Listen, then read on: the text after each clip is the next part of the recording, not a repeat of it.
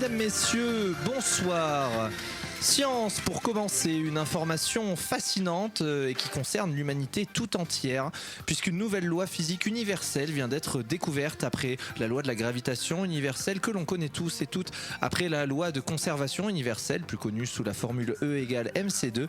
Les scientifiques et les mathématiciens viennent de nous partager une nouvelle loi, la loi immuable de la trahison universelle, qui consiste à observer que dans quelque situation que ce soit, le Parti socialiste trahit toujours.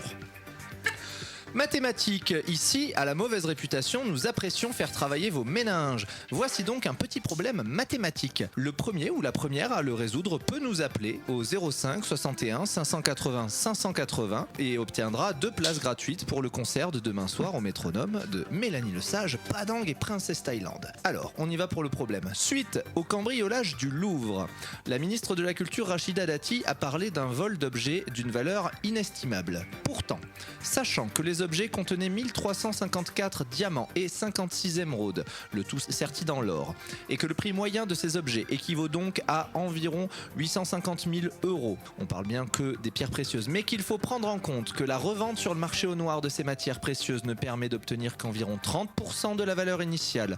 Alors on en conclut que les voleurs toucheraient dans les 255 000 €. Sachant tout cela, et sachant aussi que la ministre de la Culture Rachida Dati n'a pas déclaré ses 420 000 € de bijoux personnels et que l'évasion fiscale en France nous coûte 100 milliards d'euros par an, qui vole le plus? Les Français. Je vous pose la question, n'hésitez pas, 05 61 580 580. Internet, vous connaissez certainement sur YouTube ces vidéos de plusieurs heures avec une musique apaisante que l'on vous propose pour vous endormir ou pour travailler. Eh bien, un tout nouveau style de vidéo vient de faire son apparition pour vous apaiser. Trop de stress en ce moment au boulot, trop d'anxiété?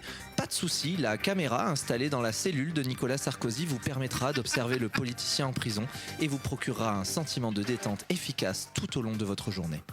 Société, hier, à l'occasion de l'emprisonnement de Nicolas Sarkozy, ses enfants ont appelé à un rassemblement de soutien.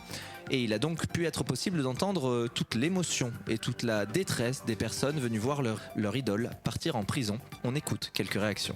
Beaucoup de nos militants, de nos adhérents sont tellement scandalisés par ce qui se passe ce matin. Je suis là parce que je suis choquée. Honte à la justice! Je suis scandalisée de ce qui arrive. Je suis blessée par ce qu'on fait à Nicolas. Je suis blessée. Ça m'a tiré les larmes. C'était insoutenable de voir cet homme que j'ai connu, pour qui je me suis battu, de partir comme ça dans cette voiture. Les forces du mal sont en possession des forces du bien. Je veux dire que rien n'est logique dans notre pays actuellement, tout est différent. Je suis une vieille dame de plus de 77 ans et je ne comprends plus rien à mon pays que j'adore.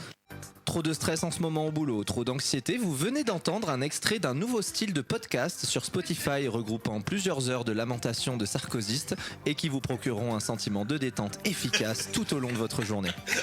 Mais à culpa, pour terminer, vous le savez bien, ici à la mauvaise réputation, mais aussi sur FMR de manière générale, nous sommes habituellement plutôt pour brûler les prisons, sans les condamner à l'intérieur, il va sans dire. En effet, les conditions pour y survivre sont inacceptables et l'enfermement d'une personne est une punition stupide qui ne lui offrira rien de plus qu'une désociabilisation et amènera le plus souvent à une récidive des crimes commis.